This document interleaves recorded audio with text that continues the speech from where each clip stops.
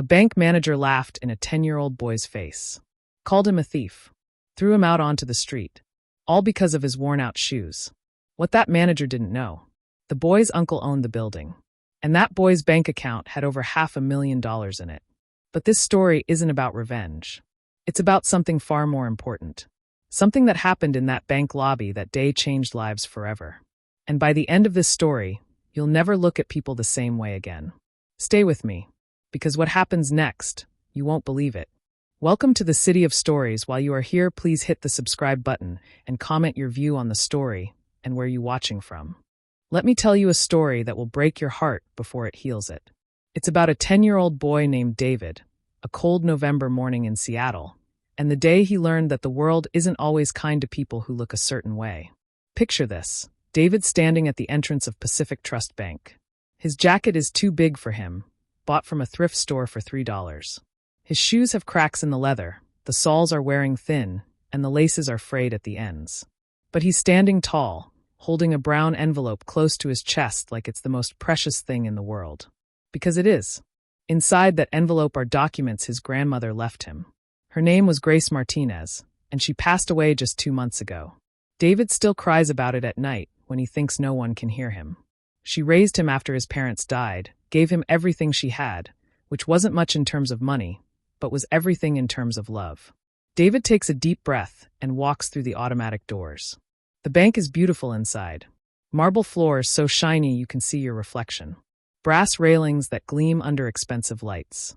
Everything screams wealth, success, importance. David feels small in this place, but he remembers what Grandma Grace always told him.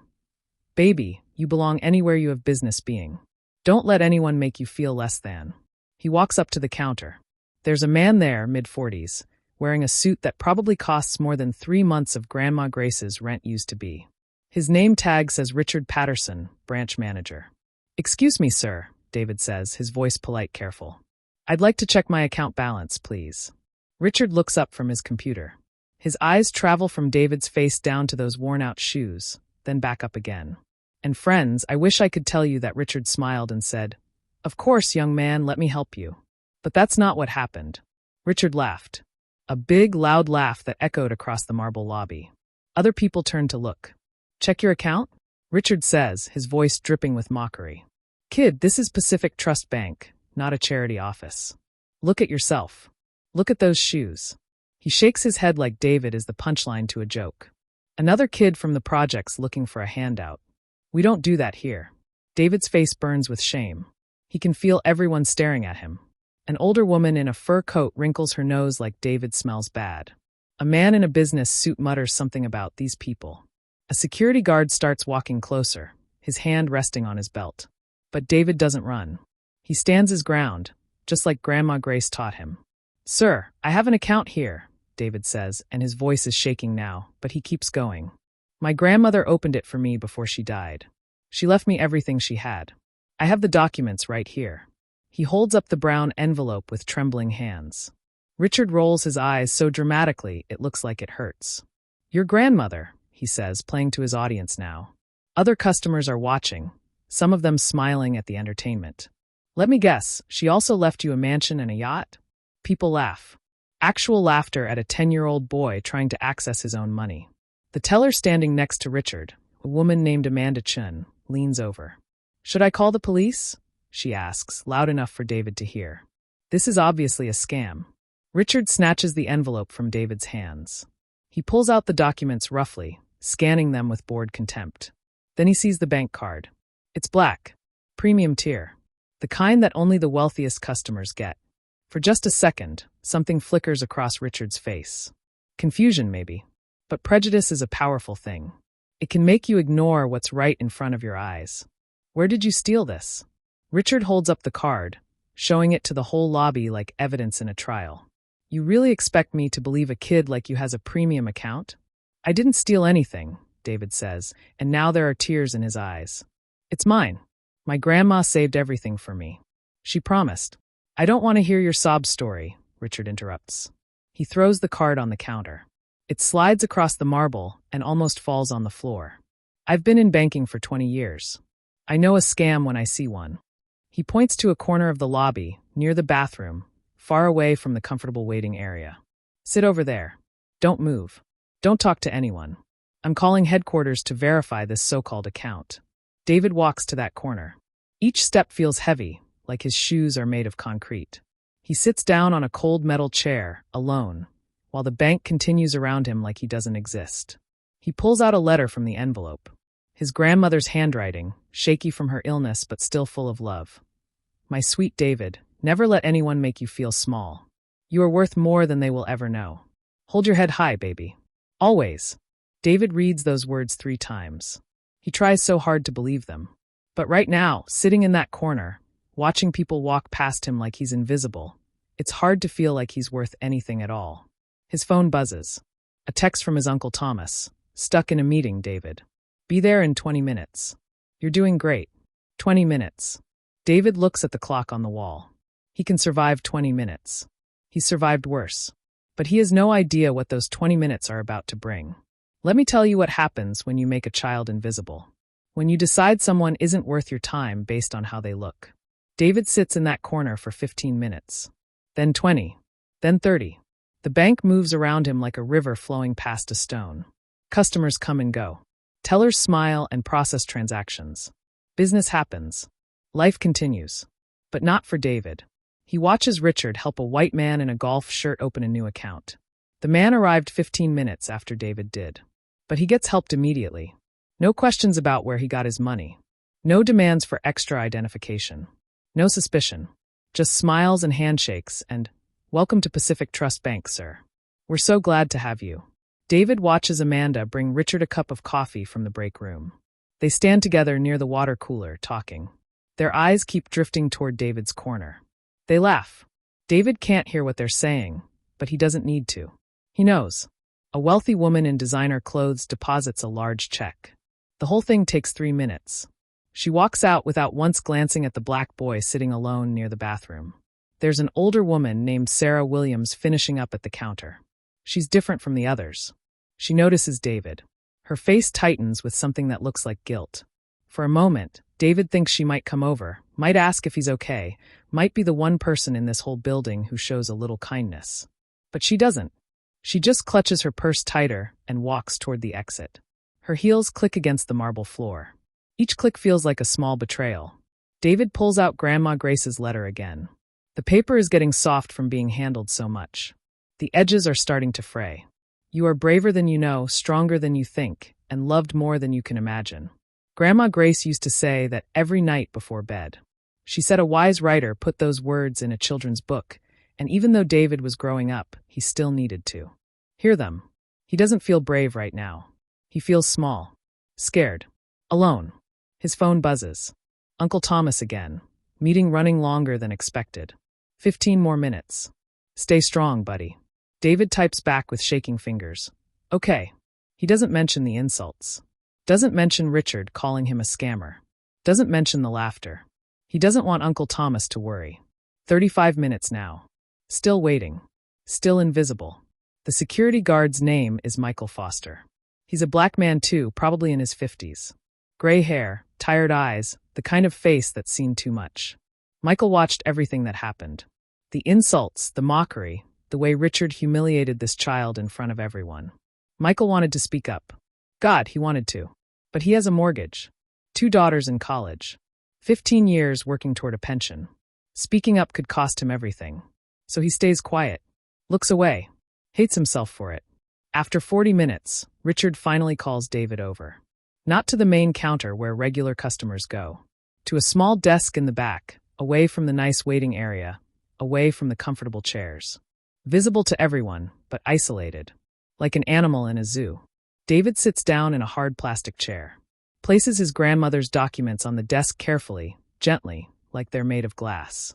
Richard doesn't touch them. Doesn't even look at them. Let's try this again, Richard says, his voice cold. You claim you have an account here. But you have no proper ID, no parent present, and honestly, kid, you don't look like you belong in a place like this. David's throat feels tight. I have my school ID, and my grandma's letter, and the bank card with my name on it. Richard picks up the school ID with 2 fingers, like it might be dirty. Roosevelt Elementary, 5th grade. This proves nothing. Any kid can have a school ID. He tosses it back.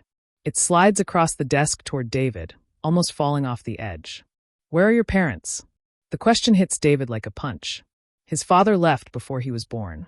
His mother died in a car accident when he was 3. He doesn't even remember her face except from photographs. I live with my uncle, David says quietly. And where is this uncle? He's coming. He's in a meeting. An important meeting. Richard leans back in his expensive chair, crosses his arms. A meeting. How convenient. His smirk is ugly, cruel. Let me guess. He's some big-shot businessman. That's why a kid in raggedish shoes has a premium bank card. Before David can respond, Amanda walks over. She whispers something in Richard's ear. They both look at David and smirk. I don't know what kind of game you're playing, Richard says, louder now, wanting other customers to hear. But it won't work here. I'm freezing this account until we complete a full investigation. David's eyes go wide. You can't do that. That's my grandma's money. She saved her whole life. Your grandma? Richard's voice drips with sarcasm. Right. The one who supposedly left you all this money. Tell me something, kid. What did she really do? Where did this money really come from? The words hang in the air like poison. He's implying Grandma Grace was a criminal. That the money was dirty. That everything she worked for was wrong. Something breaks inside David's chest. In the place where he keeps his grandmother's memory safe and sacred. And that's when Richard stands up, raises his voice so the whole lobby can hear, and changes David's life forever. Richard stands up from his desk, straightens his tie, smooths his jacket. Then he raises his voice, making sure every single person in that lobby can hear every word. Ladies and gentlemen, he announces like he's on a stage. I apologize for this disruption. This is what we deal with every day. People trying to take what doesn't belong to them. People who don't belong in places like this. 6 customers stop what they're doing and watch.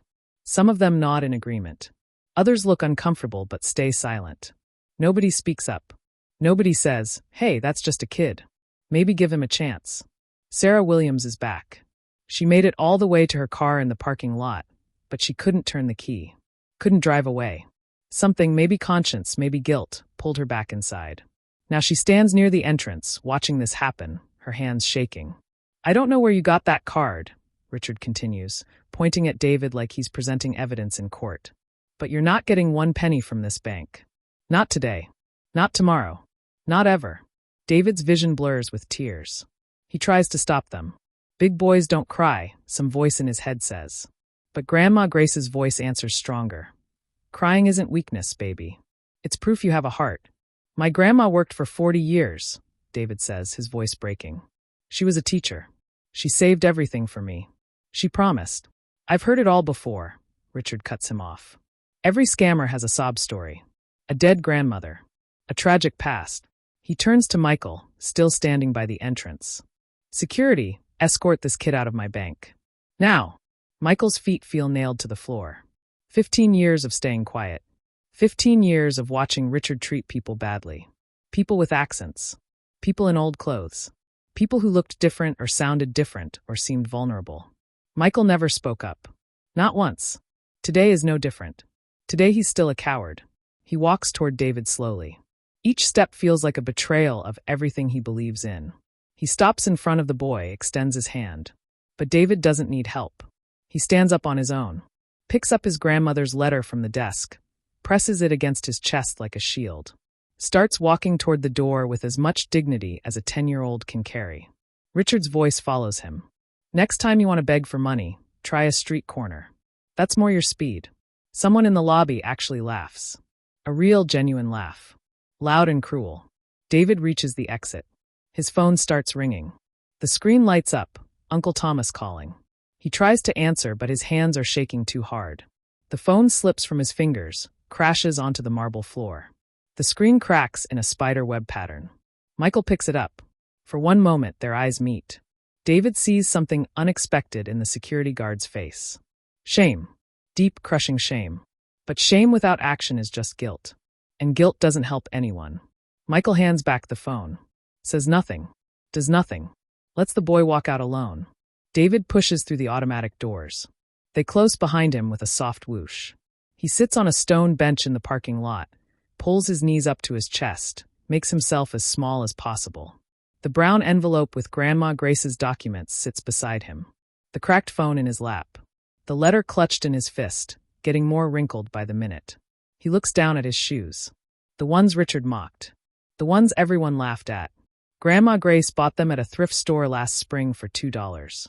David had been embarrassed. Other kids at school had expensive sneakers. Brand names. New things. Shoes don't make a person, baby, Grandma Grace had said, kneeling down to tie the laces for him. Character does. And you have more character in your little finger than most people have in their whole bodies. She wore her own shoes until they literally fell apart. Fixed them with tape and glue. David understands now why she did that. Every dollar she didn't spend on herself was a dollar she saved for him. Tears fall onto the cracked phone screen. He doesn't bother wiping them away. He tries calling Uncle Thomas again. Straight to voicemail. The meeting must still be going. Uncle Thomas always silences his phone during important meetings. So David sits alone on that bench. Nobody coming. Nobody helping. Nobody caring. A woman in a business suit walks by. She sees the crying boy on the bench, the one who just got thrown out of the bank. She saw the whole thing through the window. She keeps walking. A man jogs past with his dog. The dog wants to stop and sniff David. The man yanks the leash, hurries away. Cars pull in and out of the parking lot. People enter the bank. People leave the bank. Nobody stops. Nobody asks if he's okay. David unfolds Grandma Grace's letter one more time. The paper is damp now, spotted with tears. My sweet David, the world will sometimes be cruel. People will judge you by your appearance, by where you come from, by the color of your skin. They will try to make you feel worthless. But you are not worthless. You are my greatest treasure. Everything I saved, everything I worked for, it's all yours now. Use it wisely. Use it to prove them wrong. And remember, dignity is something you carry inside you. Nobody can take it away unless you let them. Hold your head high, baby. Always. Love forever, Grandma Grace. She promised him that one day people would treat him with respect. That one day he'd walk into that bank, and they'd call him sir and shake his hand. Instead, they called him a thief. Called him a beggar. Threw him out like garbage. David sits on that bench, crying alone, invisible to everyone walking past. And that's when the black Range Rover pulls into the parking lot. Everything is about to change. The Range Rover parks near the entrance. The door opens and a man steps out. Tall, well-dressed, carrying himself with the kind of confidence that comes from success. This is Thomas Rivera, David's uncle, and he's about to turn this entire situation upside down. Thomas spots David immediately. His nephew, his late sister's only child, the last piece of his mother Grace remaining in this world, sitting alone on a cold bench, crying, holding a crumpled letter. Thomas's jaw tightens. His hands clench into fists. But when he walks to the bench, his voice is gentle. Hey, buddy, he says softly. I'm here now. David looks up. His face crumbles completely. Uncle Thomas. He throws himself into his uncle's arms, sobs against his expensive suit. Thomas doesn't care about the suit. He just holds his nephew tight, lets him cry until the shaking stops. Tell me what happened, Thomas says. David tells him everything. Every word Richard said. Every laugh from the customers. Every moment of humiliation. Thomas listens in complete silence. His face stays calm, but his eyes grow darker, harder, colder with each sentence. When David finishes, Thomas stands up slowly. You did nothing wrong, he says firmly. Nothing. Do you understand me? This is not your fault. But they said. They were wrong. And they're about to find out exactly how wrong. He takes David's hand, starts walking toward the bank entrance. David pulls back. I don't want to go back in there. Please, Uncle Thomas. Thomas kneels down. I know you're scared. But sometimes we have to face the people who hurt us. Not to fight them. Not to yell. But to show them they couldn't break us. That we're still standing. David thinks about Grandma Grace. What would she want him to do? Okay, he whispers. Okay. A second car pulls into the parking lot. A sleek sedan. A woman steps out, professional, serious. This is Jennifer Park, Regional Director of Pacific Trust Bank. She had been on her way to a scheduled inspection when her phone rang. Thomas Rivera on the line, one of the bank's biggest clients, owner of Rivera Development Corporation, the company that owns the building the bank sits in, along with 47 other commercial properties across the state. Thomas explained what happened in exactly 60 seconds. Calm, factual, devastating. Jennifer immediately changed course. She approaches Thomas now, her face tight with anger. Mr. Rivera, I cannot apologize enough. This is completely unacceptable.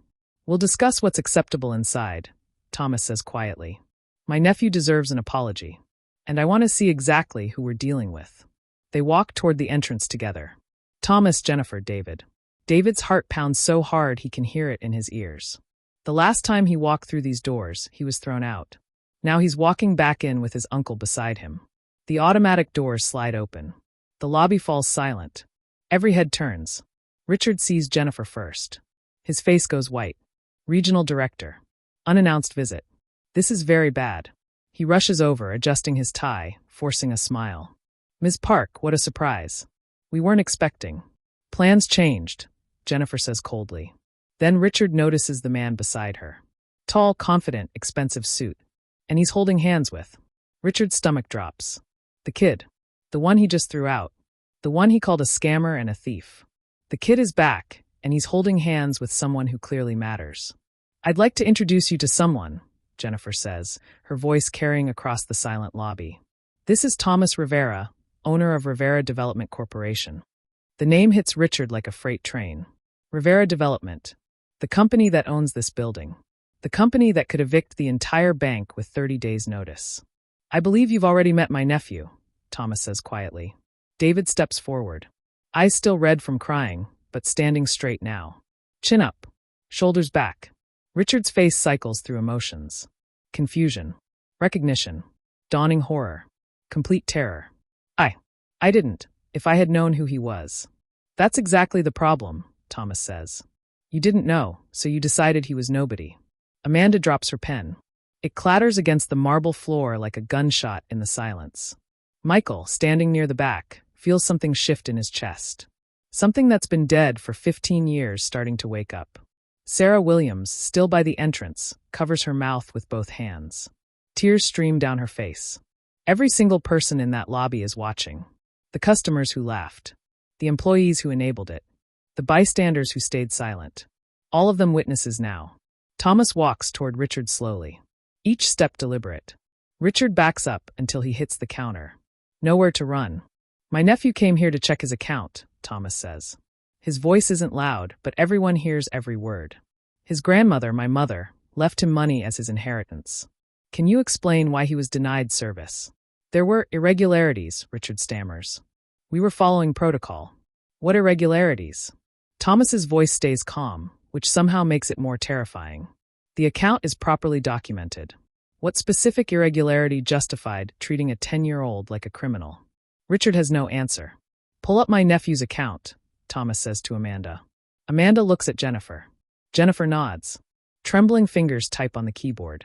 The screen loads. And there it is. Account balance. $523,847.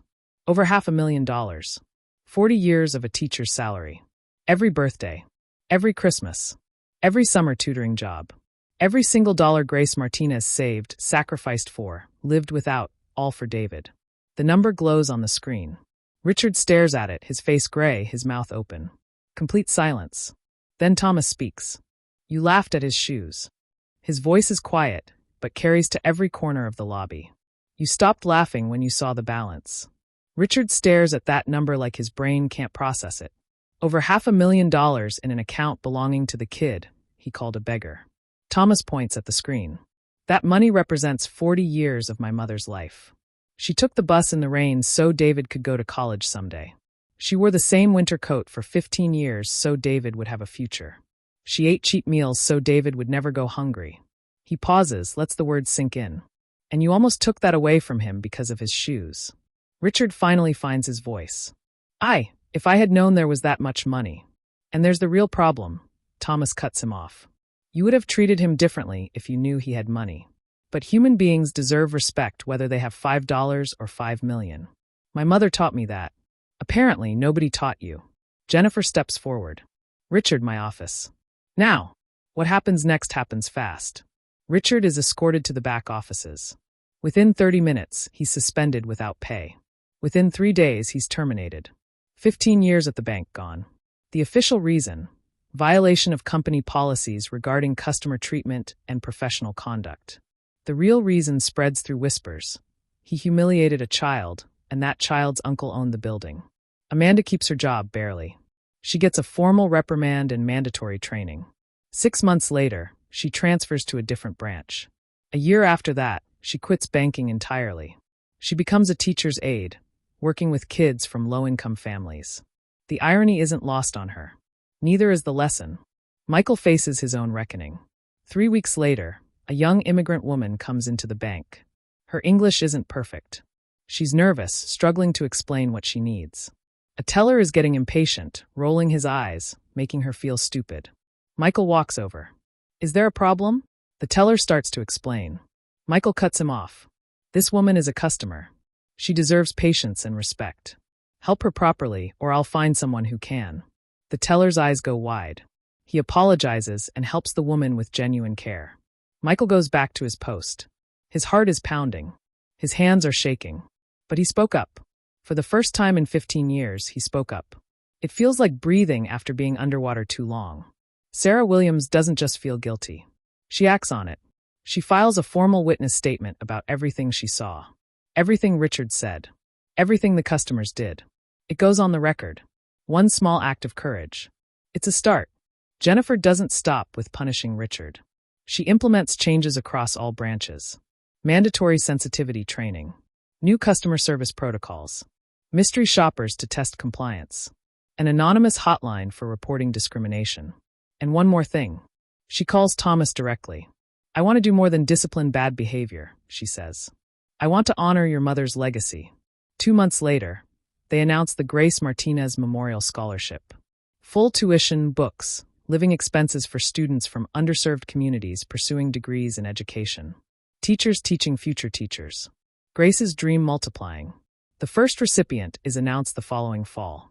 The selection committee includes community leaders, educators, and one special advisor, David Rivera, 10 years old, already changing the world. When Thomas tells him about the scholarship, David is quiet for a long time. "They named it after Grandma," he finally says. "They did. So her dream keeps living even though she's gone." That's exactly right. David walks to his closet, takes out those worn-out sneakers. He places them on his shelf next to Grandma Grace's photo. He'll never throw them away. 8 years later, David walks across a sunny campus. Stanford University. First day of freshman orientation. 18 years old now, tall, confident, but not completely different from that scared 10-year-old. He still carries his grandmother's letter, laminated now, tucked in his wallet. And on the shelf in his dorm room sit those same shoes. Cracked soles, frayed laces, carefully preserved. His roommate notices them immediately. "Dude, why do you have destroyed shoes on display?" David smiles. "These are the most valuable things I own." "Valuable? They look like they belong in the trash." David picks them up gently. "My grandmother bought these for me when I was 10. $2 from a thrift store. She apologized because she couldn't afford better." He sets them back carefully. "She saved over $500,000 for my education. Wore the same coat for 15 years. Took the bus in the rain.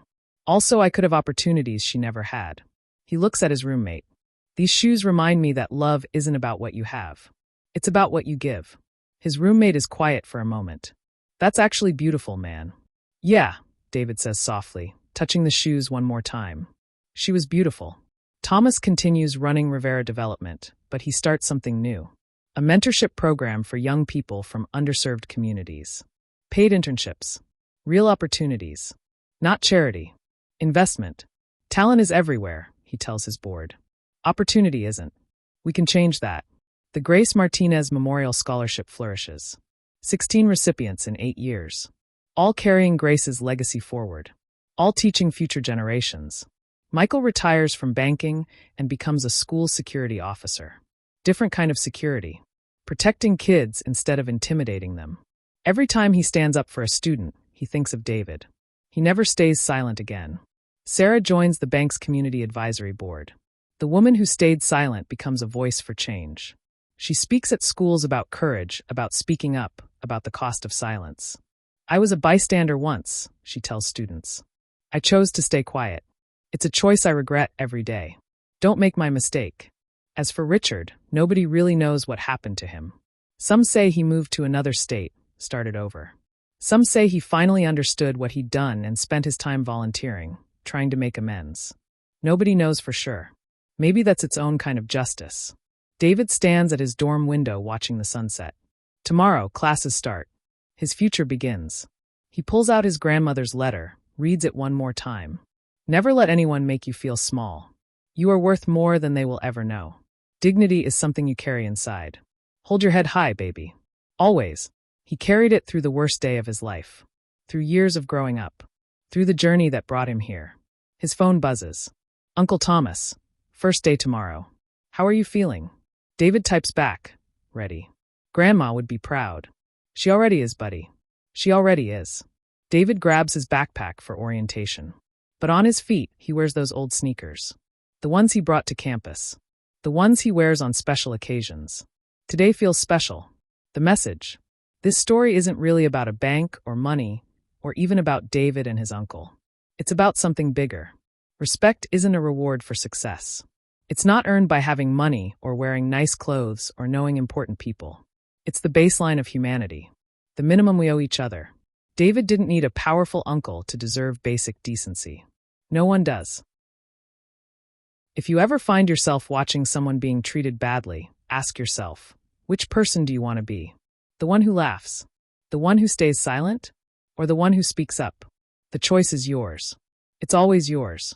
Dignity is something you carry inside. Help others carry theirs. That's how we change the world. One small act of courage at a time. If this story touched you, let us know in the comments and tell us where in the world you're watching from. Don't forget to subscribe to the City of Stories for more emotional, dramatic, and unforgettable stories. Until next time, stay kind, stay strong, and keep watching.